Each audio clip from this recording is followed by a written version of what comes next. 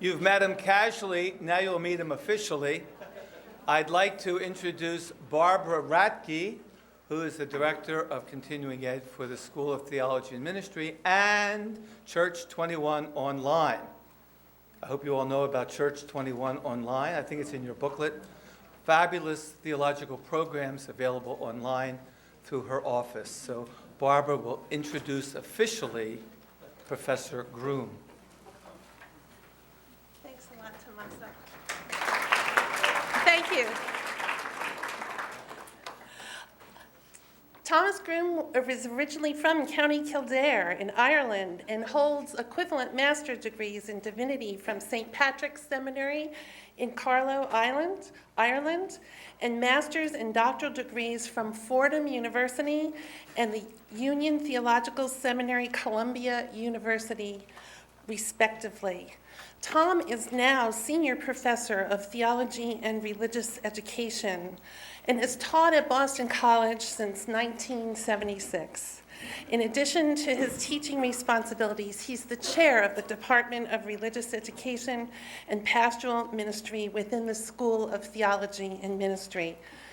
Tom is an acclaimed author with a long list of books and religion curricula to his credit, including What Makes Us Catholic, which is one of our very well-known and popular courses based on his book, which also has that name. And he's co-edited a book, Reclaiming Catholicism, Treasures Old and New, published in 2010. And his newest book, entitled Will There Be Faith, will be out this summer. It promises to be a blockbuster. I've seen the manuscript.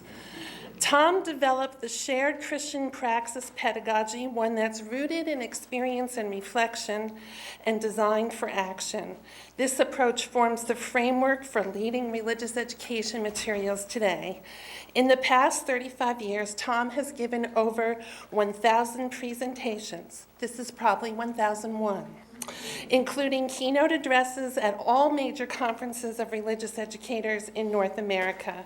Among his many honors in 2008, Dr. Groom was recognized by the Boston College Graduate School of Arts and Sciences for his superior work in teaching master's students. Tom Groom. Thank you, Barbara. Thank you. Thank you very much. We are a bit of a faithful remnant. You'd think after 1,000 presentations I would get it right this time. I want to begin by saying how embarrassed I am by my PowerPoint. I don't think I should even show it to you at this stage. After Bob Bordone's extraordinary PowerPoint, and then I went to Breda Gill Austern, and she had the same kind of, all kinds of characters and images and beautiful pictures. Mine are going to be so pedestrian. Now, the good news is that Tommaso Kane is putting on a workshop this Tuesday. The title of it is How Not to Use PowerPoint. And I'm probably going to be one of the examples that he's going to draw upon, but I'm going to take the workshop and find out how not to use PowerPoint. On the other hand, at this time on a Saturday afternoon, after a spectacular day, would you agree? Yes. After a spectacular day, you really don't need tremendously entertaining PowerPoint, I suppose. You know, because, and I find at this time on a Saturday afternoon, I get a lot of agreement from people. Yeah, I've had people agree with me permanently on a Saturday. So we'll be gentle and kind to ourselves, and even if the PowerPoints are not terribly exciting, I bet I'm going to have some good questions for you. Now, why are we here? We're all here for the same reason. We really do think that God was in Jesus Christ, reconciling the world to God's self, and giving us, and Paul obviously means us Corinthians, us Christians, as he addressed the Corinthians, giving us the ministry of reconciliation. So this ministry of reconciliation comes with the territory. Now, what I would love to do is begin to invite you to process, that is not a type of cheese, to process some of what you're going to take away and what you're going to put to work. I do have a few suggestions to make. It's difficult to prepare a process ahead of time, but I gave a guess about 2 nights ago, and there is something I'm going to raise up as a proposal to us as we go upon our way and re-engage our commitment to be reconcilers in our world. But first, I want you to call out for yourself what you've come to see for yourself. I always love that wonderful story of the road to Emmaus, when he waited and waited. And what was he waiting for?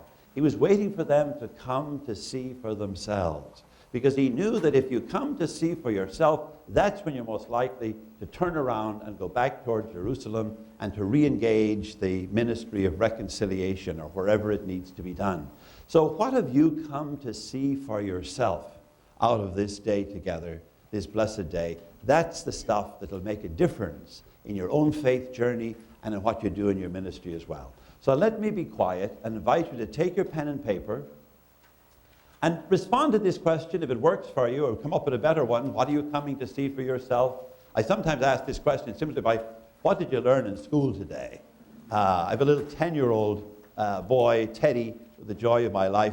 And isn't it amazing how a big gathering of people can decide all at once that I did indeed get a very late start in parenting, even without talking about it or anything. You all made that decision just as soon as I said it. Teddy, I often say to him, so Teddy, what did you learn in school today? And he always has a story. My question, a little more sophisticated here. What are some of the best insights, the best wisdoms, the convictions that you're taking away from today? Please take a note, write them down, and as I always say, the most important notes you'll take today.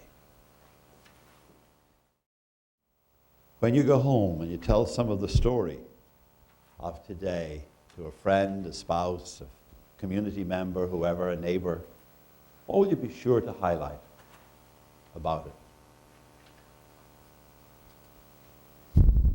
That was helpful and hopeful.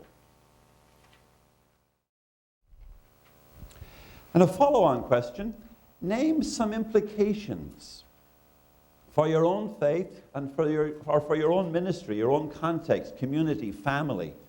It's wonderful to come to good insights.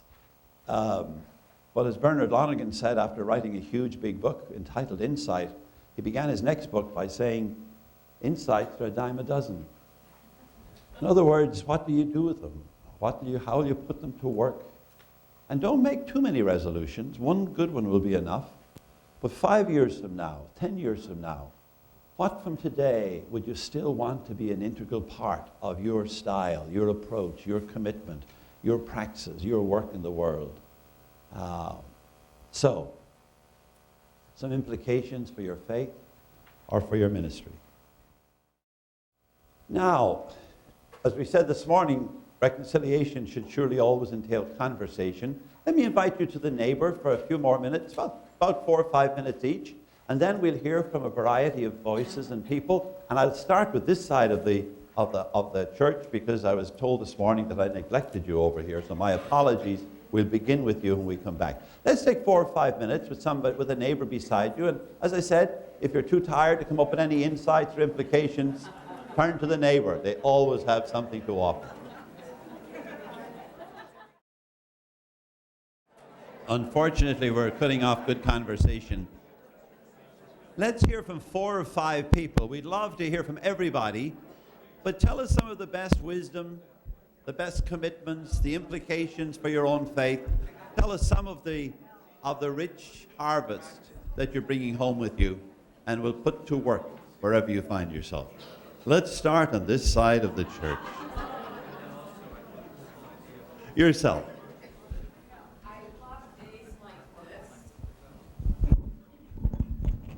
I absolutely look forward to and will live off the energy of days like this because it brings to mind that we are indeed the light of the world, not to be hidden under a bushel basket, and that we are the salt of the earth giving intense protection and also taste to our religion. Wonderful. Marvelous. Thank you. Lovely clarity. Another comment over this side here. One more. Yourself. I think for me today, one of the things I'll be taking away is the awareness of compassionate curiosity, to enter into a relationship with another with compassion in my heart and a curiosity to listen and hear. as, I was touched so deeply by the focusing, to be able to know what I know and to trust in that inside me.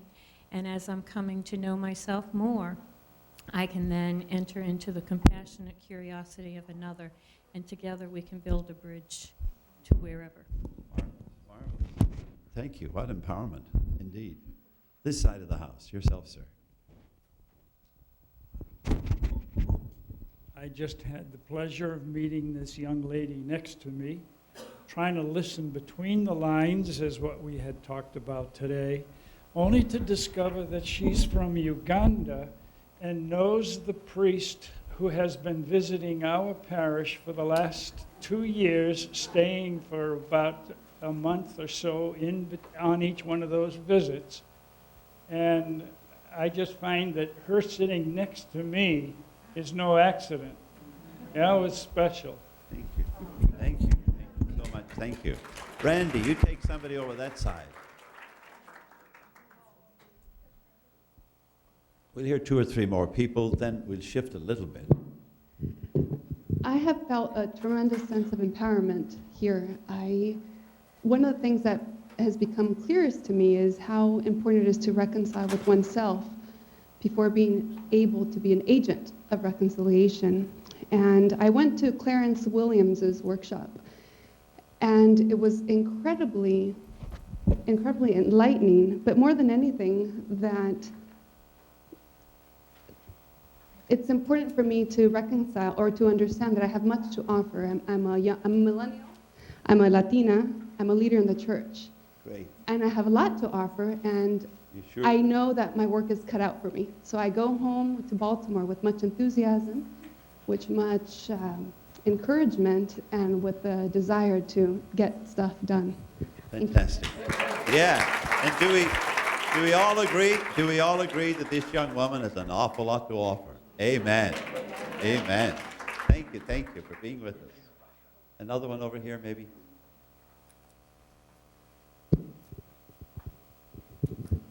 Hi. What I took away from this today was it was interesting that we need to take time to focus ourselves and be able to go deeper by naming our feelings, by clarifying our feelings, and then taking action to heal ourselves. And then that'll help to lead us to a deeper self-identification and knowing. And then that would also lead to a clearer communication within the community so that we're able to be fully alive and ministering to others. Wonderful. Thank you. Thank you. Let me, and that's a wonderful note of transition for me, because I'm going to make a few comments and then give you back a closing question to take with you if we don't spend time with it.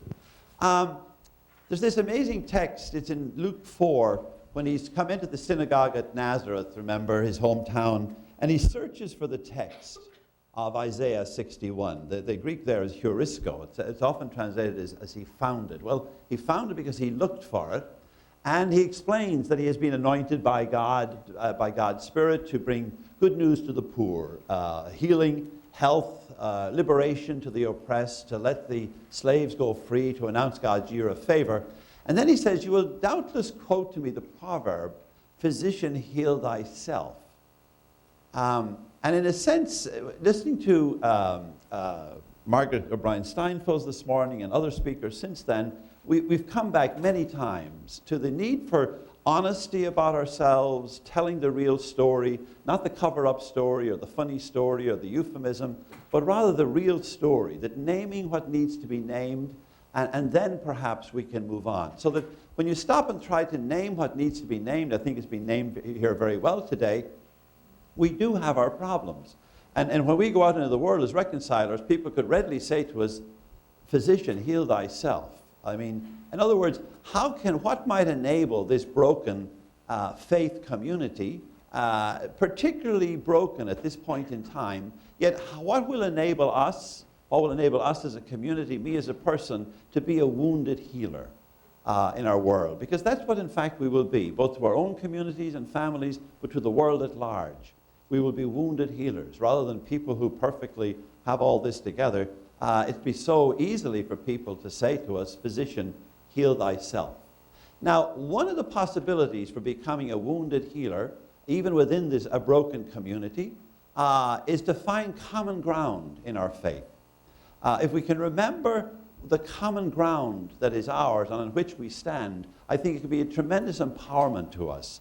Now, this was a project that the late, great, and beloved Cardinal Bernardine had proposed to the American Catholic Church, that we really could not move forward without finding common ground. And unfortunately, it was shelved, it was set aside. I think there's still a powerful insight here, a call to us to find the common ground of our faith on which we stand together and from which we indeed can be healed ourselves and become healers and reconcilers in our world as well. Now, what I'm going to propose is just so enormously, amazingly obvious that it's almost embarrassing, especially after the brilliant presentations you've had throughout the day. I still think that Jesus is the best asset that we have. I really think Jesus is the best thing we've got. Now, that may sound terribly obvious. As I said, this is embarrassing, really. But there is a new awareness among Catholic Christians of the centrality of Jesus to our faith. There was an interesting op-ed piece in the New York Times the Sunday after Pope John Paul II passed away, and the heading was, "An Evangelical Pope." In other words, at times he sounded kind of like he was an evangelical Protestant, the way he talked about Jesus, as if Jesus is at the heart and center of our faith. I mean, wasn't it amazing that he was this evangelical, you know? It's fascinating. If you play association of ideas with people, if you say to them Baptist, they'll say Jesus. If you say to them Catholic, they'll say church. Now, I would love to get to a point and live long enough to see the day when you say Catholic to somebody, that they'll say Jesus. Because Jesus is the heart and soul of our faith. It runs through all of our catechetical documents. The Catechism of the Catholic Church has this wonderful statement. What's at the heart and soul of our faith? It states very clearly, it's not the Bible, it's not the church, although we've for a long time thought so. It's not the sacraments, not the dogmas, the commandments. Now, all of these things are constitutive of our faith, enormously important to our faith. But at the heart and soul of it all, what do we find? We find the person of Jesus of Nazareth, the only Son from the Father. And it's lovely how the Catechism states it.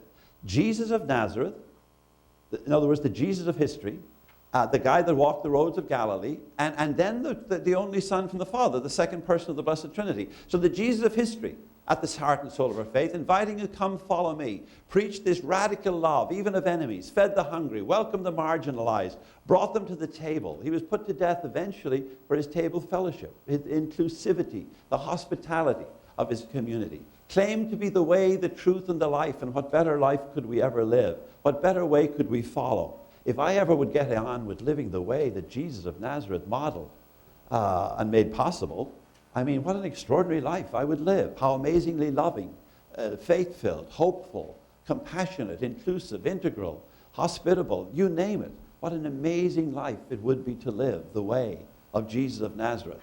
This is our calling. This is our common ground. And then we believe that he was the Christ of faith, that he was indeed God among us as one of ourselves. This extraordinary claim that we make about this man, that he was truly God with us, God in the midst of us, God who pitched God's tent and came with us wherever we'll go, the second person of the Blessed Trinity. And we believe that by his life, death, and resurrection, and I mean, what a story of resurrection we have to tell, that he did make possible for the flourishing of people. We've named it all kinds of ways: redemption, salvation, empowerment, divinization, adoption, justification. Paul, you've got 20 metaphors in Paul trying to say, what difference did this Jesus of Nazareth make to human history? Or Anselm asking the question, cur deus homo, why did God become a person?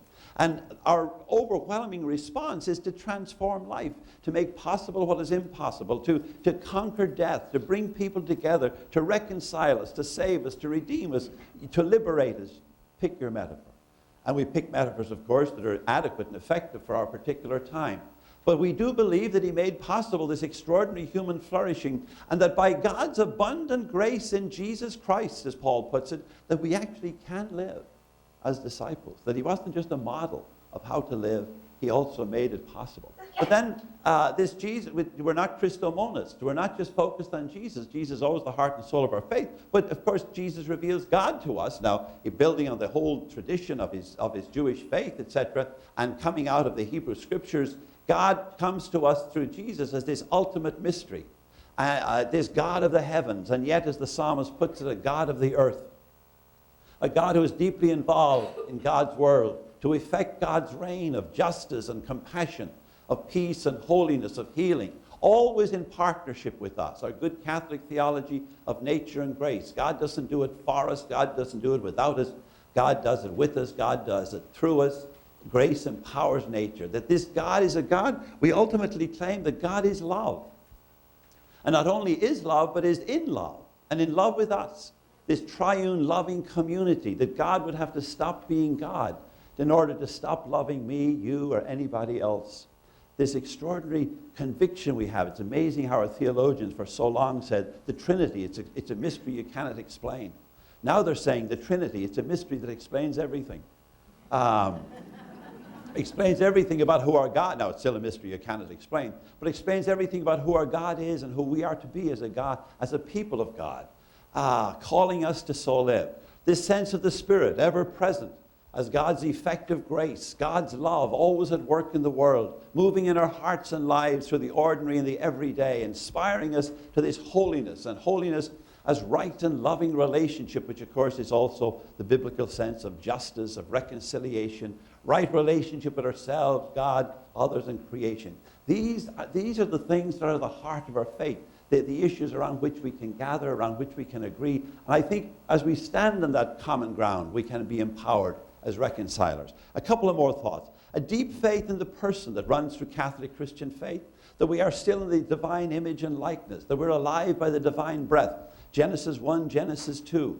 The incarnation affirms this extraordinary innate dignity, the worth, the equality of all people, that we're indeed capable of sin, dreadfully so, and yet essentially good grace, capable of being partners with God. This amazing anthropology that we have, this amazing sense of ourselves, and what our potential is, and what our possibilities are, especially by the help of God's grace.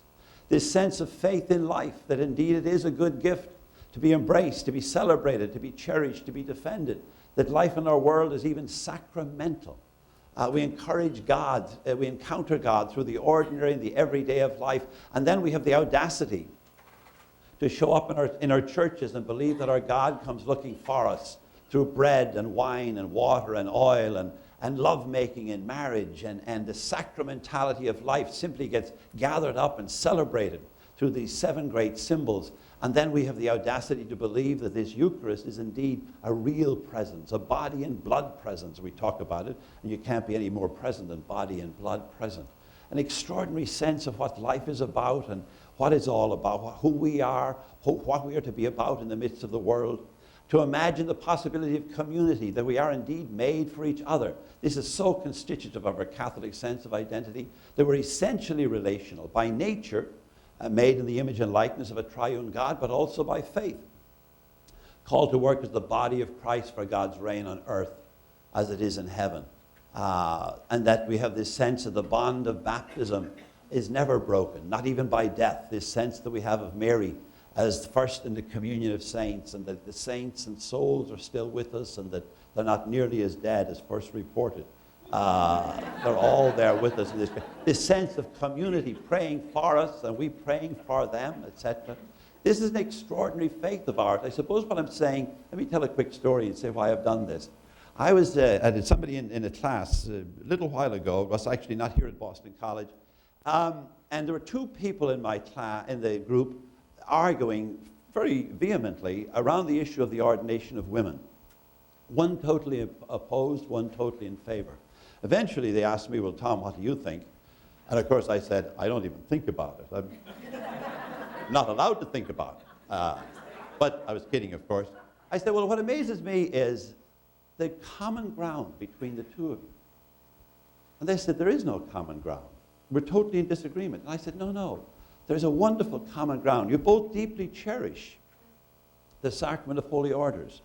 You cherish the whole sacramental economy. You're deeply concerned about it. You're concerned about Eucharist and access to Eucharist. I said there's this huge common ground on which you both stand, and also why you're arguing about it, which isn't to dismiss the argument as if it's unimportant, but it is to say that even beyond our disagreements, and unfortunately I find, to be honest with you, the things that are presently foregrounded on behalf of Catholicism is not the stuff that I've been talking about.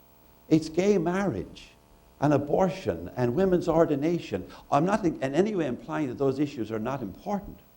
But my goodness me, if we could ever gather around the core symbols of our faith and be united and committed around them, I think we could be a reconciling community. I think we could be capable of extraordinary things in our world, of being an amazing instrument of God's grace toward fullness of life. I came that you may have life and have it to the full. But I think if we don't gather on this common ground, I think we too will remain a fragmented people, dreadfully in need of reconciliation rather than the capacity to be reconcilers. A final question, perhaps more to take with you, although we have a few minutes left. Take your pen and paper again and ask yourself, what decisions, commitments are emerging for me now that I'll bring home and commit myself to by the grace of God?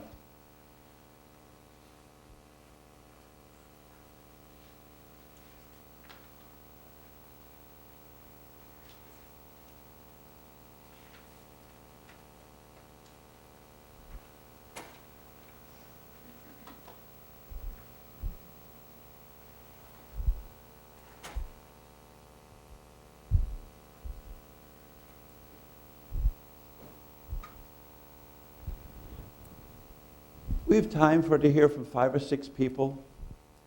Some decisions, perhaps,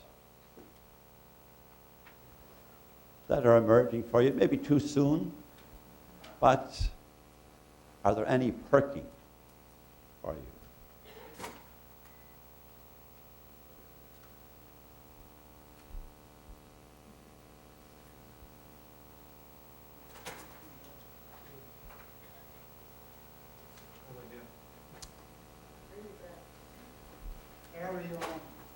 Carry on. That's a good sentiment. Yeah, don't give up, that's for sure. Carry on. Another one that you want to raise up for the rest of us? Yourself. The thing that stays with me is about witness. The word witness. Yes. That we're witnesses of that faith. We are witnesses to God's faith by the grace of God. We are capable of being witnesses. Yes, indeed. Thank you. Over this side of the house. Yourself. Keep it simple. Keep it simple. Yeah, that's not a bad idea. There are some great, Bernard Cook used to love to say, you know, Christian faith comes down to a few simple truths. The wonderful thing about them is that they are true. But it's all the subdivisions and the sub-questions and the sub-questions within the sub-questions. I suppose what I'm trying to point us toward is what I refer to as the deep structure, the deep waters of Catholic faith. I always love that story in Luke 5, I believe it is, where Peter has fished all night and has caught nothing. And Jesus borrows his boat. And so Peter's not yet a disciple. So then Jesus said to him, look, cast out again. And Peter says, no. I mean, we're going home to bed.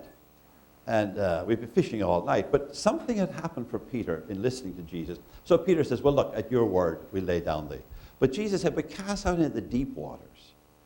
And I think it's the deep waters where we'll find the payload that we're looking for at this point in time to sustain our faith and to nurture us as reconcilers in the world. Or the lovely text in John 4, another one of my favorites, when he explains to the Samaritan woman, that there'll always be fresh water. But we've got to find the fresh waters that will always gush up to eternal life. Dan Harrington, my colleague at the STM, says that the best translation there is not just springing up, but actually the Greek is gushing. But it has to be fresh water. We can't go back to old stagnant waters. If we do, we'll die. When Sure. No, The center is Jesus. that's right. The center. We'll always find fresh water in this Jesus. That's what he said himself, that this is his gospel. There'll always be fresh waters. Yourself at the back. I like your slides, so but you said Jesus is our best asset. And I remember my husband and I were riding and talking, and we agreed with Jesus when he said, I be lifted up. I will draw on men. Yes. And so for me, to focus, I'm going to focus more on Jesus and talk about him more. I'm a prison chaplain. Yes. And so in my talks with the women, I will focus more on Jesus. Yes. Instead of the Yes. issues in the prison. And I think that's tremendously important in your context. The very limited experience I've had working in prisons, and it's very, very limited. But I find when I go into the prisons to do workshops, and I typically do them at the women's prison in Framingham, it's my favorite prison to go to. I've been to Norfolk, and all, but what I find is when you go in there, the evangelical chaplains have their prisoners, have their congregants talking about Jesus. But it's as if the Catholics are into something else. But it's not just, as I said, to become Christomonists. It's simply to go back to the center and heart and soul of our faith. One other comment. A good zinger that somebody will send us away with yourself. Don't mean to put pressure on you, but yourself. I feel my own personal witness is important, what God has done in my life, Yes, and not just to talk about it, to show by example. fair enough. On that happy note, it's marvelous. We're moving toward our prayer time. Thank you so much. Do take your notes home with you because that's what you're going to put to work. Thank you.